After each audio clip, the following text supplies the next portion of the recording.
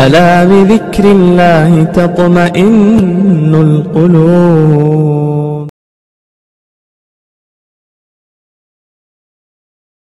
السلام عليكم ورحمة الله وبركاته.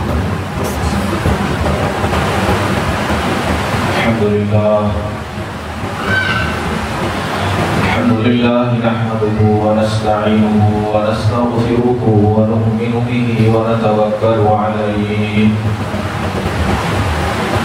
ونعوذ بالله من شرور أنفسنا ومن سيئات أعمالنا. من يهده الله فلا مضل له ومن يضلله فلا هادي له. وأشهد أن لا إله إلا الله وحده لا شريك له. ونشهد أن سيدنا وسندنا وشفيعنا وحبيبنا ومولانا محمدا عبده ورسوله. أما بعد فأعوذ بالله السميع العليم من الشيطان الرجيم. بسم الله الرحمن الرحيم. يا أيها الذين آمنوا كتب عليكم الصيام كما كتب على الذين من قبلكم لعلكم تتقون. صدق الله مولانا العظيم وصدق رسوله النبي الكريم وعلى آله وأصحابه وأزواجه وذرياته وأهل بيته أجمعين والحمد لله رب العالمين. محترم حضرات، گزشتہ 3 جمعوں سے رمضان المبارک کے متعلق بات ہو رہی ہے.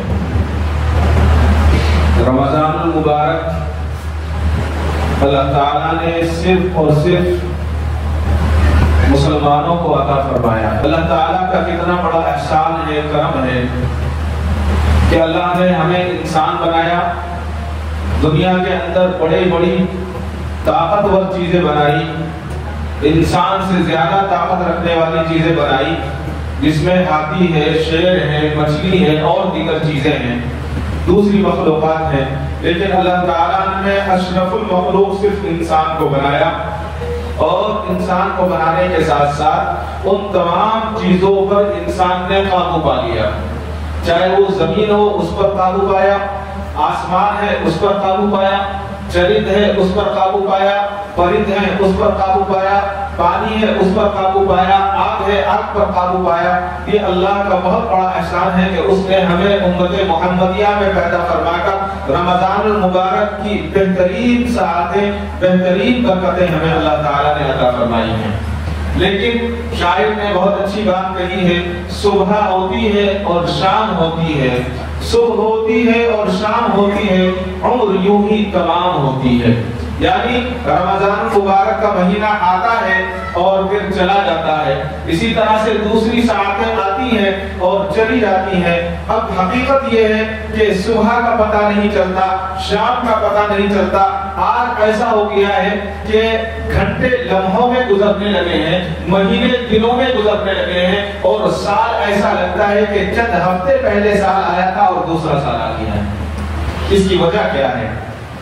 اس کی وجہ یہ ہے، اللہ کے نبی صلی اللہ علیہ وسلم کا ارشاد ہے، آپ نے فرمایا تھا کہ قرب قیامت کے ذریعے قریب جو ہے زمانہ سکڑتا چلا جائے گا، یعنی چھوٹا ہوتا چلا جائے گا. جو حضرات یہاں بیٹھے ہوئے ہیں، بزرگ حضرات، وہ یہ بتایا کرتے ہیں کہ جب پہلے رمضان آیا کرتا تھا تو پورے سال رمضان کے آنے کا انتظار کیا کرتے تھے، اور پھر جب رمضان شروع ہوتا تو پھر یہ انتظار ہوتا کہ عید کب ہوگی، عید کب آئے گی. اور جب افطار کے لیے بیٹھتے تو یہ انتظار ہوتا کہ افطار کا وقت کب ہوگا. یعنی اتنی برکت ہوا کرتی تھی کہ وقت کا انتظار ہوا کرتا تھا، اور لوگ انتظار کیا کرتے تھے، چاہے مالدار ہو چاہے غریب ہو، کہ رمضان کب آئے گا اور عید کا ایک جوڑا کب سلنے کو ملے گا. کتنا بڑا کروڑ پتی ہے، لیکن وہ عید پر جو کپڑے پہنا کرتا تھا اس کی خوشی کچھ اور ہوا کرتی تھی. یہ وجہ کیا تھی؟ یہ وجہ یہ تھی کہ ایک تو ان کو اس کی قدر تھی، اور دوسری اللہ تعالیٰ نے ان کے وقت میں برکت کو رکھا تھا، برکت کو رکھا تھا. اور اتنی برکت تھی کہ پیدل سفر کیا کرتے، لیکن اس کے باوجود 10-10 20-20 حج کرنے والے موجود تھے پیدل سفر کرنے کے باوجود۔ آج ساری سہولتیں موجود ہیں، ساری چیزیں موجود ہیں، چند گھنٹے میں ہم یہاں سے سعودیہ چلے جاتے ہیں، چند گھنٹے میں دنیا کے دوسرے کونے میں پہنچ جاتے ہیں، لیکن انسان یہ کہتا ہے کہ وقت نہیں ہے، اور وقت کے ساتھ ساتھ میرے پاس جو ہے اتنا وقت نہیں ہے کہ میں یہ کام کر سکوں۔ یہ وجہ یہ ہے کہ اللہ کے نبی صلی اللہ علیہ وسلم نے جو فرمایا تھا وہ آج ہم دیکھ رہے ہیں۔ اللہ کے نبی نے فرمایا تھا سبڑ جائے گا زمانہ، وقت اتنی تیزی سے گزر رہا ہے کہ ہم اس کا تصور نہیں کر سکتے۔ ایک سال پہلے رمضان ایک دم فوراً رمضان آ گیا، اور ابھی ہم انتظار کر رہے تھے کہ رمضان آئے گا، اور پتہ چلا کہ 18واں روزے میں ہم داخل ہوئے۔ وجہ کیا ہے؟ وجہ بس یہی ہے، فرمایا کہ ان رمضان کے مہینوں کو کامیاب کرنے والا وہ شخص ہے جو لمحہ لمحہ اور سیکنڈ کو وصول کرنا جانتا ہو، وقت ضائع نہ کرتا ہو۔ ہمارے اکابرین اللہ تعالیٰ ان کی قبروں پر نور کی رحمت اور بارش فرمائے، فرماتے ہیں کہ جب رمضان کا مہینہ شروع ہونے سے پہلے خط و کتابت بند کر دیا کرتے تھے۔ آج تو ہمارا معاملہ یہ ہے، میں کسی اور کو نہیں، میں اپنے آپ کو کہوں گا کہ ہم تراویح میں رہتے ہیں اور تب بھی موبائل پر بات سنتے ہیں، تب بھی ہم موبائل پر بات سنتے ہیں، مسجد میں بیٹھتے ہیں لیکن ذہن موبائل پر رہتا ہے۔ حضرت کے تعلق سے آتا ہے، حضرت شیخ زکریا علیہ الرحمہ کے تعلق سے پوری دنیا سے حضرت کو خط آیا کرتے تھے۔ ایک رمضان سے جو خط آیا کرتا تھا حضرت نہ پڑھا کرتے تھے نہ جواب دیا کرتے تھے۔ خط آتا اس کو ایک مٹکے میں ڈالتے رہتے، رمضان کے بعد ان خطوں کو کھولا جاتا اور کہا جاتا کہ ہاں آپ بتاؤ، تو خط پڑھنے والا خط پڑھ کر سناتا اور اس کے بعد اس کو جواب لکھ دیا جاتا۔ یہ رمضان کی صحیح قدر کرنے والے لوگ تھے، اور یہ ایسی قدر کرتے تھے کہ اس کی مثال وہی تھی۔ عربی کا مقولہ ہے، مقولہ یہ ہے کہ وقت جو ہے سونے سے زیادہ قیمتی ہے۔ اب ہم سمجھتے ہیں کہ جو سونا ہے ہمارا نیند کرنا ہے، اس سے زیادہ قیمتی کوئی چیز نہیں ہے۔ رمضان مبارک میں ہماری ساری روٹین بدلتی ہے، وقت کا تقاضا ہے، لیکن حقیقت یہ ہے کہ رمضان کی جو سعادتیں ہمیں میسر ہونی چاہیے ہم ان کو بھول جاتے ہیں، کھانے میں بھول جاتے ہیں، افطار کے وقت بھول جاتے ہیں۔ بات یہ ہے کہ جتنا وقت ہو سکے ذکر و اذکار میں ہمارا لگنا چاہیے، قرآن کی تلاوت میں لگنا چاہیے، اور جیسا کہ پچھلے 2 جمعہ سے عرض کیا جا رہا ہے کہ رمضان کا مقصد یہ نہیں ہے کہ صرف صبح سے شام تک بھوکے رہ لیے اور شام میں افطار کر لیا۔ جیسا کہ گزشتہ جمعہ میں نے عرض کیا تھا کہ کچھ احباب تو شہری میں اس لیے زیادہ کھاتے ہیں کہ شام تک بھوکا رہنا ہے، اور پھر شام میں اس لیے زیادہ کھاتے ہیں کہ صبح سے بھوکے تھے۔ یہ مقصد نہیں ہے افطار کا۔ افطار کا مقصد یہ ہے، روزے کا مقصد یہ ہے کہ روزے سے اللہ تعالیٰ کی قربت حاصل ہو، اور جب انسان روزہ رکھتا ہے تو ضعیف ہو جاتا ہے، کمزور ہو جاتا ہے، اور جب انسان کمزور ہوتا ہے، نفس کمزور ہوتا ہے، تو پھر اللہ یاد آتا ہے۔ جب انسان بیمار ہوتا ہے تو کیا کرتا ہے؟ وہ کسی دنیاوی لذت کی طرف نہیں دوڑتا، بلکہ وہ اگر ہلتا جلتا بھی ہے تو اللہ اللہ کرتا ہے، اللہ اللہ کرتا ہے۔ اسی طرح سے جب انسان روزے میں رہتا ہے تو اس کا نفس کمزور ہو جاتا ہے، اور نفس کمزور ہونے کے بعد عبادت کی طرف اس کی رغبت بڑھ جاتی ہے۔ یعنی مجھے عبادت کرنی ہے، مجھے نماز پڑھنی ہے۔ کہ الحمدللہ رمضان میں مسجدیں کتنی ہماری بھری رہتی ہیں، اور جیسے ہی 27 ختم ہوئی تو ایسا لگتا ہے کہ مسجد سے رمضان ہی ختم ہو گیا ہے۔ اللہ تعالیٰ رحم فرمائے۔ یہ رمضان مبارک کی سعادتیں بہت بہترین سعادتیں ہیں، اس کا ایک ایک لمحہ قیمتی ہے۔ فرماتے ہیں عربی کا ایک اور مقولہ ہے، دوسرا مقولہ یہ ہے، جو چیز گزر جاتی ہے وہ بہت دور چلی جاتی ہے، اور جو چیز آتی ہے یا قریب رہتی ہے وہ بہت قریب رہتی ہے۔ تو انسان کو یہ چاہیے کہ جو چیز اس سے قریب ہے اس سے فائدہ اٹھا لے، فائدہ حاصل کر لے۔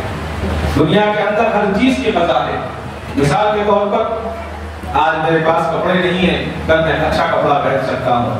آج کچھ کھانے کے لیے نہیں ہے، کل اچھا کھایا جا سکتا ہے۔ آج سویا نہیں ہوں، کل سو سکتا ہوں۔ لیکن وقت ایک ایسی قضا ہے، اس کی کوئی قضا نہیں ہے۔ جو وقت گزر گیا ہے وہ وقت واپس نہیں آئے گا، اور یہ اس سے معلوم کریں جس کو وقت کی قدر ہے، یا جس نے قدر نہیں کی اور جب اس پر مصیبت آ پڑی تب وہ سمجھتا ہے کہ اس کے لیے کتنا بڑا نقصان ہوا ہے اور کتنا بڑا المیہ ہوا ہے۔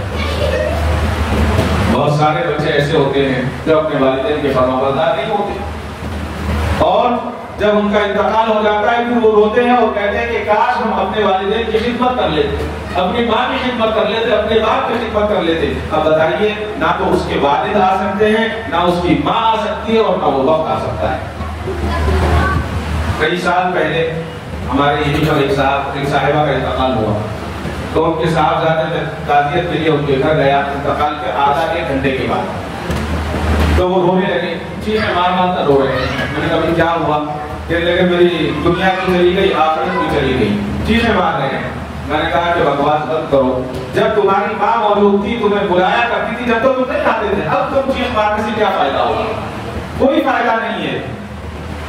تو پھر میں نے جب ان کو 2-3 بار کہا تو وہ آہستہ سے کہنے لگے نہیں یہ تو بات صحیح ہے آپ کی، لیکن کیا ہے اڑوس پڑوس رشتے دار کیا بولیں گے؟ میں نے کہا شرم کرو، رشتے داروں کو دکھانے کے لیے تم کر رہے ہو، رشتے سے کوئی فائدہ حاصل نہیں۔ حقیقت یہی ہے کہ وقت اتنی قیمتی چیز ہے کہ جب وقت آ جائے گا، اگر ہم اپنی ساری دولت اور ساری چیزیں دے کر یہ کہنے لگے کہ ہمیں 5 منٹ مل جائیں تو یہ 5 منٹ ملنا مشکل ہے۔ مشکل کیا ناممکن ہے، ملے گی نہیں۔ تو یہ رمضان کی مبارک ساعتیں اللہ تعالیٰ نے جو ہمیں عطا کی ہیں، یہ ساعتیں کوئی عام ساعتیں نہیں ہیں۔ 17 رمضان گزر گئے ہیں، پتہ ہی نہیں چلا۔ رمضان کی خوشیوں میں ہم لوگ تھے کہ رمضان المبارک آ رہے ہیں، ابھی رمضان شروع ہوا اور 17-18 رمضان میں ہم کیسے پہنچ گئے ہمیں کچھ اندازہ نہیں۔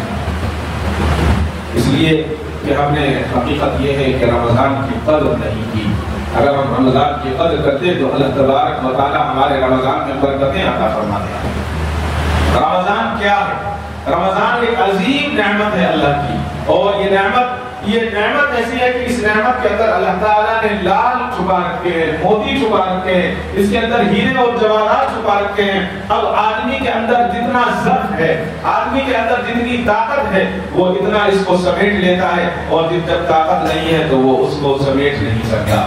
وہ لال کون سے ہیں، وہ گوہر کون سے ہیں، وہ موتی کون سے ہیں، وہ چاندی اور سونا کیا ہے؟ وہ اللہ کی نیکیاں ہیں۔ جتنا انسان اس رمضان میں نیکیاں کرتا ہے، اللہ تبارک و تعالیٰ اتنا عطا فرماتے ہیں۔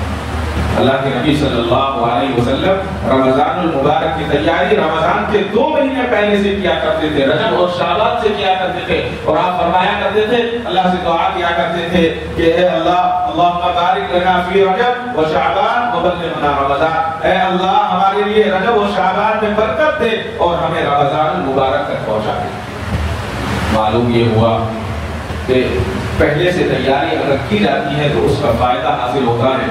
جس طرح سے ایک کسان، ایک کھیتی کرنے والا بارش آنے سے پہلے اپنے کھیت کو جوت دیتا ہے، اپنے کھیت کو کھود دیتا ہے، اس لیے کھودتا ہے تاکہ جب بارش آئے گی تو سارا کا سارا پانی اس کی زمین میں چلا جائے، کہیں اور اس کا پانی بہ کر نہ جائے۔ اگر بہ کر دوسرے کھیتوں میں چلا جائے گا تو اس کی کھیتی کو نقصان ہوگا۔ بالکل اسی طرح سے رمضان المبارک اللہ نے ہمیں عطا کیا تو ہماری یہ کوشش ہونی چاہیے کہ یہ جو اس کا وقت ہے، یہ وقت ہمارا ضائع نہ ہو، بلکہ جتنی نیکیاں ہو سکتی ہیں ہمیں اس نیکیوں کو بڑھا لینا چاہیے۔ ہماری زندگی میں کتنی بار رمضان آیا اور چلا گیا، ہم ذوق کے ساتھ، ہم شوق کے ساتھ روزے رکھتے ہیں، تراویح بھی پڑھتے ہیں، کوشش بھی کرتے ہیں کہ جتنا ہو سکتا ہے ہم عبادت کریں، لیکن اس کے بعد پھر وہی ہو جاتا ہے جو رمضان سے پہلے تھا۔ اس کی وجہ یہ ہے کہ ہم نے رمضان المبارک کو قدر کے ساتھ نہیں گزارا۔ اگر رمضان المبارک کو پورے قدر کے ساتھ گزاریں گے تو رمضان کے بعد جو آنے والا مہینہ ہے وہ مہینہ بالکل ہمارا اسی طرح سے گزرے گا جس طرح سے رمضان المبارک کا مہینہ گزرتا ہے۔ رمضان میں ہم روزے بھی رکھ رہے ہیں، نماز بھی پڑھ رہے ہیں، پھر مقدمے بازی بھی کرتے ہیں، اب پولیس اسٹیشن بھی جاتے ہیں، اپنے بھائی کی شکایت بھی کرتے ہیں، اپنے بھائی سے لڑتے بھی ہیں، اور جو کام غیر رمضان میں کیا کرتے تھے وہ کام کر رہے ہیں۔ تو اس سے یہ پتہ چلتا ہے کہ ہمارا روزہ نہیں ہے، ہم صرف بھوکے اپنا وقت گزار رہے ہیں۔ روزہ تو وہ ہوتا ہے کہ انسان کسی کو نہ تکلیف پہنچائے نہ تکلیف دے، اور روزے سے انسان کی زندگی پلٹ جاتی ہے، زندگی پلٹ جاتی ہے۔ لیکن آج ایک طرف روزہ بھی ہمارا ہے، ایک طرف نماز بھی ہے، اور پھر ہم زمانے کے ساتھ بھی چل رہے ہیں۔ یہ کیسے ہو سکتا ہے؟ اس سے پہلے بھی میں نے غالباً بتایا تھا کہ ایک بزرگ ایک درخت کے نیچے آرام کر رہے تھے، درخت سے آواز آئی، اے اللہ کے نیک بندے تو مجھ جیسا ہو جا، مجھ جیسا ہو جا۔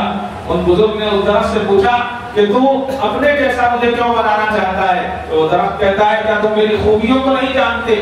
میں دھوپ میں سایہ دیتا ہوں، میں پھل دیتا ہوں، لوگ مجھ پر پتھر مارتے ہیں اور میں ان کو پھل دیتا ہوں، میں ان کو دھوپ سے بچاتا ہوں، میں بارشیں لاتا ہوں، بارش جہاں میں زیادہ ہوتا ہوں وہاں پر بارشیں زیادہ ہو جاتی ہیں، اللہ تعالیٰ فضل فرماتے ہیں۔ تو ایک بزرگ نے اس کی خوبیوں کو سنا اور خوبیوں کو سننے کے بعد کہا کہ ٹھیک ہے تیری یہ خوبیاں ہیں، لیکن میں تجھ سے ایک بات یہ پوچھنا چاہتا ہوں کہ تجھے آگ کے سپرد کیوں کیا جاتا ہے، تجھے لوگ کیوں جلا دیتے ہیں؟ تو اس نے آہ بھری، آہ بھرنے کے بعد کہا کہ میری ساری خوبیاں ایک طرف، میری ایک خرابی ہے، وہ خرابی یہ ہے کہ جدھر کی ہوا ہوتی ہے ادھر کو چلا جاتا ہے، جدھر کو ہوا ہوتی ہے ادھر کو جھک جاتا ہوں۔ اس خرابی کی وجہ سے اللہ تعالیٰ مجھے آگ کا، اللہ نے مجھے آگ کی خوراک بنا دیا، آگ کی ایندھن بنا دیا۔ معلوم یہ ہوا رمضان مبارک ہم گزارتے تو ہیں لیکن اس طرح نہیں گزارتے جس طرح سے ہمیں رمضان مبارک گزارنا چاہیے اور رمضان کی سعادتیں حاصل کرنی چاہیے۔ وقت کم ہے، رمضان مبارک بہت تیزی کے ساتھ گزر رہا ہے، لہذا اس رمضان کو اپنے ہاتھ سے ضائع ہونے نہ دیں۔ زکوٰۃ کو ادا کریں۔ زکوٰۃ کو ادا کرنا، جس مال کی زکوٰۃ ادا نہیں کی جاتی وہ قیامت کے دن گندے سانپ کی شکل میں اس کے اوپر مسلط کر دی جائے گی۔ زکوٰۃ نہ ادا کرنے والے شخص کا مال ایک گندا سانپ بنا دیا جائے گا اور قیامت کے میدان میں، بھرے میدان میں وہ سانپ اپنے مالک کو ڈھونڈتا ہوا پھرے گا، ڈھونڈتا ہوا دوڑے گا اور دوڑتا دوڑتا اس کے پیچھے جائے گا اور پیچھے جانے کے بعد روایتوں میں لکھا ہے کہ اس کی انگلیاں کاٹ کر کھا لے گا۔ اللہ اکبر۔ فرمایا انگلیوں کا خاص ذکر کیا گیا ہے، وہ سانپ اس کو پکڑے گا اور اس انگلیوں کو کاٹ کر کھا جائے گا۔ حضرت ابو ہریرہ رضی اللہ تعالیٰ عنہ سے روایت ہے، ارشاد فرمایا کہ رسول اللہ صلی اللہ علیہ وسلم کا ارشاد ہے، تم میں سے جمع کیا ہوا مال قیامت کے دن گندے سانپ کی شکل میں آئے گا اور اس کا مالک آگے آگے بھاگتا ہوا ہوگا اور وہ اس کو ڈھونڈ کر پکڑے گا، اس کو پالے گا اور اس کی انگلیوں کو لقمہ بنا لے گا۔ ایک روایت میں آتا ہے کہ جس مال کی زکوٰۃ ادا نہ کی گئی ہو، قیامت کے دن اس مال کو سانپ کی شکل دے کر مالک کے گلے میں بطور توق ڈال دیا جائے گا، اس طرح سے ہار ڈال دیا جاتا ہے اور وہ ڈستا رہے گا اور وہ چلاتا رہے گا، ڈسے گا اور پھر اس کو صحیح کیا جائے گا اور پھر وہ اس کو ڈسے گا۔ اور جو مال کی زکوٰۃ ادا کرتے ہیں اللہ تعالیٰ نے ان کے لیے بڑے انعامات دیے۔ آج انسان مال کو جمع تو کرتا ہے لیکن خرچ کرتے ہوئے اس کو بڑی تکلیف ہوتی ہے۔ خرچ کرتے ہوئے بہت یہ ہوتا ہے کہ اتنی محنت سے میں نے مال کو جمع کیا، میں کیسے خرچ کر لوں؟ نہیں، یہ مال اللہ کا ہے، ہمارے استعمال کے لیے دیا گیا ہے، جتنا آپ استعمال کرنا ہے ہم کریں، اس میں کوئی روک ٹوک نہیں ہے۔ آپ اچھی گاڑی خریدیں، اچھا گھر بنائیں، اچھا کھائیں پیئیں، اچھا پہنیں، لیکن اس کے بعد جو مال بچ رہا ہے پورا سال جو گزر جاتا ہے مال پر، چاہے وہ زیور کی شکل میں ہو، چاہے وہ کیش کی شکل میں ہو، ان تمام کے اوپر جو ہے اللہ تعالیٰ نے زکوٰۃ کو رکھا ہے اور زکوٰۃ کو ادا کرنا ہے۔ امام شافعی کے نزدیک آج کل ایک بڑا مسئلہ ہے، واٹس ایپ پر آپ دیکھتے ہیں وہ کہہ رہے ہیں کہ جو مال خواتین گھر کی پہنتی ہیں اس پر زکوٰۃ نہیں ہے۔ بہت زیادہ یہ مال، یہ گزشتہ سال تو بہت زیادہ تھا کہ گھر میں جو عورت مال پہنتی ہے اس پر زکوٰۃ نہیں ہے۔ یہ مسئلہ جو ہے یہ ہمارا نہیں ہے، امام اعظم ابو حنیفہ رحمۃ اللہ علیہ کے ماننے والوں کا نہیں ہے، یہ مسئلہ امام شافعی کا ہے۔ شوافی کے یہاں ہے وہ مسئلہ۔ اب ہم اس مسئلے پر عمل کریں گے، مال بچانے کے لیے امام شافعی کی بات کو مانیں گے، کچھ اور کرنے کے لیے کسی کو مانیں گے، کچھ اور کرنے کے لیے کسی کو مانیں گے، ایسا نہیں ہے۔ ہمارے یہاں تو مسئلہ وہی ہے کہ جو سال گزر جائے، چاہے وہ مال پر ہو چاہے وہ پیسے پر ہو، اس پر ہمیں زکوٰۃ ادا کرنی ہے۔ گزشتہ سال بھی غالباً عرض کیا تھا، پہلے تو ایک مسئلہ یہ تھا، آج بھی ہم لوگ یہی لکھتے ہیں، سمجھانے کے لیے بتاتے ہیں، جس کے پاس 7.5 تولے سونا، 52 تولے چاندی یہ ہو، وہ زکوٰۃ کا مستحق، وہ زکوٰۃ کا جو ہے مقدار کو پہنچ جاتا ہے، اس کو زکوٰۃ ادا کرنی ہے۔ لیکن اب علماء کرام یہ فرما رہے ہیں کہ اب یہ نہیں ہے مسئلہ، 7.5 تولے کا مسئلہ ختم ہو گیا ہے، اس لیے کہ آج سونے کی قیمت بہت زیادہ ہے، چاندی کی قیمت بہت کم ہے۔ آج 52 تولے چاندی اگر آپ خریدنے کے لیے جائیں گے تو 10 گرام سونے میں 52 تولے چاندی آ جائے گی۔ تو آج کا معاملہ مسئلہ یہ ہے کہ اگر 1 تولے سونا کسی کے پاس ہوگا تو وہ چاندی کی مقدار کو پہنچ جائے گا. لوگ چوری کرتے ہیں, لوگ اللہ کو دھوکہ دے رہے ہیں. لوگ کہتے ہیں کہ ہمارے پاس 7.5 تولے سونا نہیں ہے, ہمارے پاس 52.5 تولے چاندی نہیں ہے. ارے آپ کے پاس 7.5 تولے سونا نہیں ہے ٹھیک ہے, لیکن آپ حساب تو لگائیے آدھی کلو چاندی کتنے کی ہوتی ہے. آج کے حساب سے اگر میں اور آپ چاندی کا حساب لگائیں 30 پر 7,000 روپے کی چاندی ہوتی ہے. اور بتائیے کس کے گھر میں آدھا تولا سونا نہیں ہے, 5 گرام. آج کے حساب سے اگر ہم حساب لگانے جائیں گے, آج سونے کا ریٹ 60 پر 7,000 روپے کا 1 تولا سونا ہے, اس سے بھی زیادہ بیٹھنا ہے. اگر 5 گرام سونا ہے, انسان کو دھوکہ دے سکتا ہے, لیکن یہاں تو اللہ کو بھی دھوکہ دے رہے ہیں. صرف اگر 1 تولا اگر آج ہمارے پاس سونا ہے تو مقدار پر پہنچ رہے ہیں. آپ مفتیان کرام سے معلوم کریں 1 تولا بھی اگر ہمارے پاس سونا ہے تو ہم جو ہے زکات کی مقدار کو پہنچ رہے ہیں, ہمیں زکات ادا کرنی ہے. لیکن ایسا نہیں ہے. ہم لوگ جو ہے یہ سمجھتے ہیں کہ نہیں جو کچھ دے دیا فقیروں کو دے دیا زکات ادا ہو گئی, ایسا نہیں, بلکہ زکات کو حساب کے ساتھ ادا کرنا. جیسا اگر میرے پاس 1 لاکھ روپیہ ہے تو 1 لاکھ روپے میں 2,500 روپے زکات بیٹھتی ہے. 2,500 روپے زکات ادا کرنا. سب سے پہلے رشتہ داروں میں تلاش کریں, رشتہ داروں میں نہیں یہ محلے میں تلاش کر لیں. آپ آج اللہ نے تمام کو سہولتیں دی ہیں.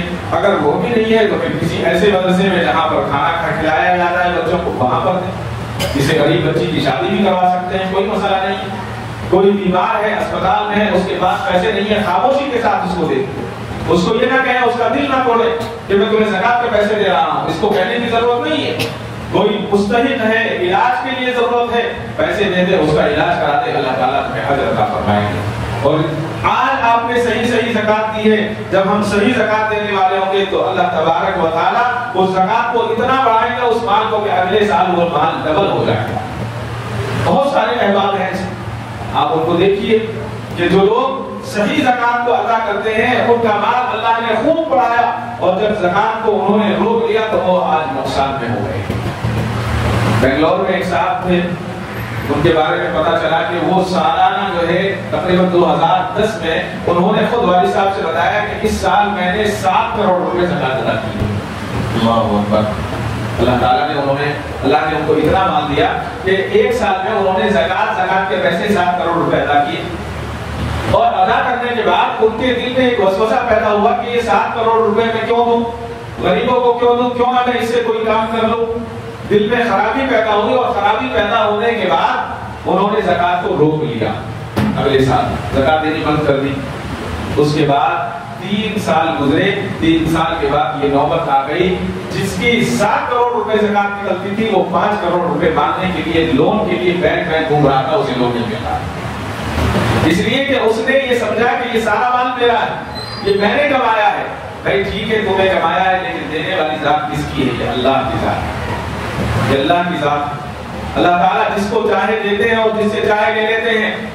حضرت رحمت اللہ علیہ کو لطیفہ سنایا کرتے تھے, ہمیشہ ایک واقعہ سنایا کرتے تھے کہ ایک شخص تھا جو بہت اچھا گانا گایا کرتا تھا, بہت اچھی آواز دی تھی اللہ نے اس کو.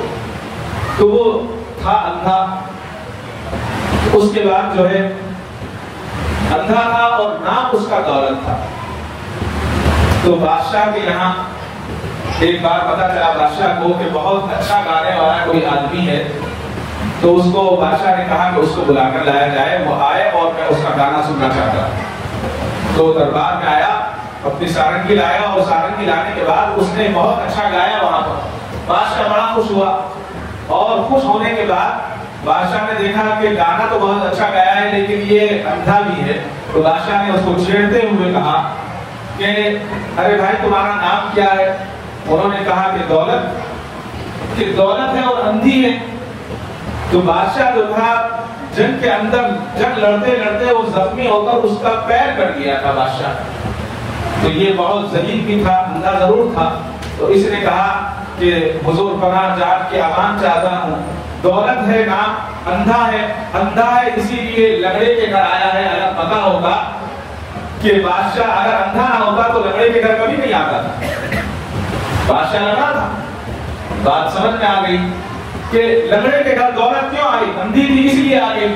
تو اللہ تعالیٰ یہ نہیں دیکھتے کہ کون لنگڑا ہے، کون لولا ہے، کون اندھا ہے۔ اللہ تعالیٰ جس کو چاہتے ہیں دولت دیتے ہیں اور جس سے چاہتے ہیں دولت چھین لیتے ہیں۔ دولت تو ایسی چیز ہے، یہ ہاتھ کا میل ہے، انسان جتنا خرچ کرتا ہے اللہ تعالیٰ اتنا اس کو دیتے ہیں، اور جتنا روکتا ہے اللہ تعالیٰ اتنا ختم کر دیتے ہیں۔ حضرت سیدنا موسیٰ علیہ السلام جا رہے تھے، آپ کا ایک امتی آیا، کہا کہ اللہ کے نبی کہاں جا رہے ہو؟ کہا کہ اللہ سے بات کرنے کے لیے جا رہا ہوں، طور پر جا رہا ہوں۔ کہا کہ اچھا ایک کام ہے میرا، اللہ سے درخواست کر دینا۔ کہ کیا کام ہے؟ کہا یہ ہے کہ جا کر اللہ تعالیٰ سے یہ کہہ دینا کہ میرا رزق جتنا آپ نے میری قسمت میں لکھا ہے وہ سارا کا سارا رزق مجھے عطا فرما دیں۔ وہ زمانہ کولڈ اسٹور کا نہیں تھا، فریج کا زمانہ نہیں تھا۔ حضرت موسیٰ نے کہا تم کیا کہتے ہو، کیا دعا مانگتے ہو؟ تمہیں سمجھنے تو آنا چاہیے۔ کہا کہ نہیں، بس میری یہی دعا ہے، درخواست ہے، آپ اللہ سے دعا کر دیجیے۔ حضرت موسیٰ علیہ السلام پہاڑ پر گئے، اللہ تعالیٰ سے ہم کلام ہوئے، اور کلام ہونے کے بعد کہا کہ اللہ جب میں آ رہا تھا فلاں آپ کا بندہ ملا، اور اس نے کہا کہ مجھے جو ہے سارا رزق ایک مرتبہ میں دے دیں۔ تو اللہ نے کہا کہ ٹھیک ہے، اس کی دعا قبول کی جاتی ہے، اس سے کہہ دینا کہ رزق مل جائے گا۔ دوسرے دن جب وہ صبح اٹھا، اس نے اپنا دروازہ کھولا، دیکھتا کیا ہے، اونٹوں کی قطار لگی ہوئی ہے، کسی پر دال ہے، کسی پر چاول ہے، کسی پر آٹا ہے، کسی پر تیل ہے، جو اس زمانے میں ہوا کرتا تھا۔ تو اس نے گاؤں والوں کو بلایا، اور بلانے کے بعد اونٹوں کو ذبح کیا، آٹے کو گندوایا، چاول کو پکوایا اور خوب پکایا، اور کہا کہ جتنے لوگ ہیں تمام کی دعوت ہے، سب کو کھا لو۔ تمام کھا رہے ہیں، پی رہے ہیں۔ شام میں جب کھلا کر یہ فارغ ہوا تو ایک روٹی کا چھوٹا سا ٹکڑا بچا ہوا تھا، اس کو کھایا اور پھر سو گیا۔ دوسرے دن اٹھا تو پھر دیکھتا ہے کہ اونٹوں کی قطار اس سے زیادہ لگی ہوئی ہے۔ یہی سلسلہ چلتا رہا۔ کافی دنوں کے بعد حضرت سیدنا موسیٰ علیہ السلام کو یاد آیا کہ ایک بندہ یہاں ایسا بھی تھا جس نے اپنا پورا رزق مانگا تھا، چلو اس کو دیکھتا ہوں چل کر۔ وہاں گئے، دیکھتے کیا ہے کہ لنگر چل رہا ہے، لوگ خوب کھا رہے ہیں، پی رہے ہیں اور مست ہے۔ حضرت موسیٰ علیہ السلام کو بڑا تعجب ہوا، کہا اس کا رزق ختم نہیں ہوا ابھی تک، اتنے سال ہو گئے، اتنا زمانہ گزر گیا، رزق کھا رہا ہے اور کھلا رہا ہے۔ تو وہ پھر واپس اللہ تعالیٰ کی بارگاہ میں حاضر ہوئے، اور اللہ تعالیٰ سے ہم کلام ہو کر کہا کہ اے اللہ سمجھ میں نہیں آئی بات۔ تو اللہ تعالیٰ نے فرمایا کہ اے موسیٰ میرا بندہ بڑا چالاک نکلا، اس نے مجھ سے تجارت شروع کر دی، اس نے تجارت شروع کر دی، اور میں کبھی ایسا نہیں ہوں کہ میں اس کو روک لوں، جتنا وہ میرے یہاں خرچ کر رہا ہے اس سے زیادہ ڈبل میں اس کو لوٹا رہا ہوں، جتنا وہ مجھے دیتا ہے میں اس کو واپس کر دیتا ہوں، جتنا وہ مجھے دے رہا ہے میں اس کو دے رہا ہوں۔ اللہ اکبر، یہ ہے اللہ کے راستے میں خرچ کرنے کا معاملہ۔ دوسری بات، میں درمیان میں مختلف بات کر رہا ہوں۔ دوسری بات یہ ہے کہ اتوار کے دن سے پرسوں 20واں روزہ اعتکاف کیا جائے۔ مسجد میں وقت گزارنا نہیں ہے، اعتکاف کی بڑی فضیلت ہے۔ انشاءاللہ ہم جو ہے عشاء کے بعد جو ہے اس کو سنیں گے جب اس کا وقت آئے گا، اعتکاف کی فضیلتوں کو۔ اعتکاف کا مقصد اور صرف یہ ہے کہ رمضان کی سعادتوں کو میسر کریں اور شب برات کو ہم تلاش کر لیں۔ جب ہم شب برات کو تلاش کریں گے تو اس کے لیے سب سے آسان یہ ہے کہ ہم اعتکاف میں اس کو تلاش کر لیں، اور مل جائے گی آسانی کے ساتھ۔ 10 دن کا معاملہ ہے، جو حضرات اعتکاف میں بیٹھ سکتے ہیں وہ بیٹھیں، اس لیے کہ جب آدمی اعتکاف میں بیٹھتا ہے تو اسے احساس ہوتا ہے کہ دنیا پر رہتے ہوئے ساری چیزیں رکھتے ہوئے انسان ایک کونے میں بیٹھ جاتا ہے اور صرف اللہ اللہ کرتا ہے۔ تو جب انسان اعتکاف میں بیٹھتا ہے تو اس کے گناہ بالکل ایسے پاک ہو جاتے ہیں جیسے کہ وہ اپنی ماں کے پیٹ سے آج ہی پیدا ہوا۔ مسجد کے اندر رہے گا، نماز پڑھے گا تب بھی ثواب ملے گا، نہیں وہ سو رہا ہے تب بھی اس کا شمار جو ہے عبادت میں ہوگا، مسجد میں تلاوت کر رہا ہے تب بھی ثواب ملے گا، وہ خاموش بیٹھا ہوا ہے تب بھی ثواب ملے گا۔ تو اعتکاف کا معاملہ یہ ہے، اعتکاف میں جتنا زیادہ ہو سکتا ہے اعتکاف کرنے کی کوشش کریں، اور خصوصاً گھر میں اعتکاف، عورتیں بھی گھر میں اعتکاف کر سکتی ہیں۔ جو گھر میں اگر 2-3 عورتیں ہیں تو ایک عورت کو خصوصیت کے ساتھ، جو بزرگ ہوں، جو باصلاحیت ہوں، ان کو کوشش کرنی چاہیے کہ گھر کا ایک حصہ اپنے لیے مختص کریں، اعتکاف کریں۔ اور اعتکاف میں اس وقت جو مسلمانوں کے حالات ہیں، خصوصاً فلسطین جن حالات سے گزر رہا ہے، ان حالات پر نظر رکھیں اور خاص طور سے ان کو اپنی دعاؤں میں یاد رکھیں۔ اس وقت جو ہے افطار پارٹیوں کی ضرورت نہیں ہے گلیوں کے اندر، اس وقت یہ ہے سڑکوں पर पैसे जमा कर करके हम अफ्तार पार्टी करते हैं। अल्लाह के लिए हर जुमा कहा जा रहा है अफ्तार पार्टियां ना करें। कुछ आदमी ऐसे भी होते हैं जो सूद का पैसा होता है, वो सूद का पैसा देते हैं, सब अफ्तार करते हैं और सारों के रोजे खराब हो जाते हैं। पैसे मांग कर अफ्तार कराने की जरूरत नहीं है। अल्लाह के नबी ने इरशाद फरमाया, तुम एक किसी रोजेदार को अफ्तार करा दो तो अल्लाह ताला उसके रोजे का भी सवाब अता फरमाएंगे। साहबा ने कहा, पूछा कि या रसूलल्लाह हमारे पास तो फरावी नहीं है, हम कैसे अफ्तार कराएं? कहा कि अगर तुम थोड़ा सा 2 घूंट दूध पिला दो तो उससे अफ्तार हो जाएगा, वो नहीं है तो एक खजूर खिला दो उससे अफ्तार हो जाएगा, और अगर वो भी नहीं है तो एक घूंट उसको पानी पिला दो तो भी अफ्तार का सवाब मिलेगा। जरूरी नहीं है कि हम किसी के लिए लंबे लंबे दस्तरखान बिछाएं, बस ये है जो खर्च करें अल्लाह के रास्ते में अच्छा माल करें और दिल की खुशी के साथ करें। हजरत मालिक बिन दिनार रहमतुल्लाह अलैह के ताल्लुक से आता है, रमजान का महीना था, एक शख्स आया और कहा कि साहिब ने कि अगर आपके पास है तो कुछ दे दो। खजूर का एक टोकरा रखा हुआ था, टोकरा अपनी बीवी से मंगाया, आधी खजूर निकाल ली, आधी खजूर उसको दे दी। बीवी ने कहा, हाय हाय इतना अच्छा अल्लाह वाला तो पहली बार देखा है, अल्लाह के रास्ते में खर्च कर रहे हो और हदिया जो है काट कर भेज रहे हो, ऐसा अल्लाह वाला मैंने नहीं देखा। बीवी भी कितनी अल्लाह वाली थी, फौरन कहा कि वाकई तूने तो मेरी आंखें खोल दी है, ये जो मैं दे रहा हूँ ये तो अल्लाह के रास्ते में दे रहा हूँ, मैं किसी और को नहीं दे रहा हूँ। फौरन फिर वापस बुलाया और सारा का सारा टोकरा उसे दे दिया कि जाओ ले जाओ, हमारा तो देखा जाएगा जब अल्लाह ताला जो चाहेंगे हम वो खाएंगे, अल्लाह जो देंगे वो हमें पसंद है, वो कबूल है। मालूम ये हुआ ये महीना नेकियों को कमाने का महीना है, और खुसूसन गुज़िश्ता जुमा में कहा था और फिर अर्ज कर रहा हूँ, ये महीना आपस में मिलने का महीना है, मोहब्बत का महीना है और उल्फत का महीना है। जब हम आपस में मिलेंगे, एक दूसरे से मोहब्बत करेंगे तो अल्लाह तबारक व तआला इस महीने की बरकत से हमारी इबादतों को कबूल फरमाएंगे। हजरत मालिक बिन दिनार फरमाते हैं कि अल्लाह ने मुसलमान को ईमान दिया है, और जब ईमान किसी को मिल गया तो गोया उसने ईमान के साथ कुफ्र के तौल को अपने गले से निकाल कर फेंक दिया, और फरमाया कि जब ईमान वाला किसी गरीब को खाना खिलाता है, जब ईमान वाला किसी गरीब की कसमा कुर्सी में उसकी दादरसी करता है, यानी उसको जो है हिम्मत बांधता है, तो अल्लाह ताला उस ईमान की बरकत से, उस खैरात की बरकत से उसके कामों को मुकम्मल फरमा देते हैं। ये रमजान का महीना एक दूसरे के गमों को समझने का महीना है। अल्लाह ताला मुझे और आपको कहने सुनने से ज्यादा अमल सालेह की तौफीक अता फरमाए। तो आखिर दावाना अल्हम्दुलिल्लाह रब्बिल आलमीन। काबे पे पड़ी जब पहले नजर, क्या चीज़ है दुनिया भूल गया, क्या चीज़ है दुनिया भूल गया।